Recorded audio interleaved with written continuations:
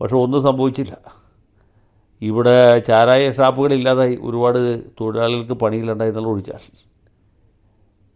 രാഷ്ട്രീയമായിട്ട് നേട്ടമുണ്ടായില്ല, ഒരു വിധത്തിലും ഒരു നേട്ടമുണ്ടായില്ല. നാട്ടിലെമ്പാടും ബാറുകൾ വ്യാപകമായി. അതിനു മുമ്പ് ബാറുകളുണ്ടായിരുന്നു, പക്ഷേ ബാറിൽ പോയി കുടിക്കുന്ന ആളുകൾ കുറവായിരുന്നു. ഇവിടെ ചാരായം എന്ന പേരിൽ വിറ്റിരുന്ന അതേ സാധനം തന്നെ അല്പം ചുവന്ന നിറം ചേർത്ത് അവിടെ ലോ ക്ലാസ് ബ്രാൻഡിയായിട്ട് വിൽക്കാൻ തുടങ്ങി, അല്ലെങ്കിൽ റമ്മായിട്ട് വിൽക്കാൻ തുടങ്ങി. അതുകൊണ്ട് എന്ത് പറ്റുമെന്ന് ചോദിച്ചാൽ ഈ കർഷക തൊഴിലാളികൾ, പാവപ്പെട്ട ആളുകൾ വൈകുന്നേരം 50 രൂപയ്ക്ക് കുടിച്ചിരുന്നവൻ ഈ ബാറിൽ പോയിട്ട് 300 രൂപയ്ക്ക് 350 രൂപയ്ക്ക് കുടിക്കുന്ന അവസ്ഥയുണ്ടായി. അപ്പോൾ ഇങ്ങനെയാണ് നമ്മുടെ നാട്ടിൽ ബാറുകൾ വ്യാപകമായത്.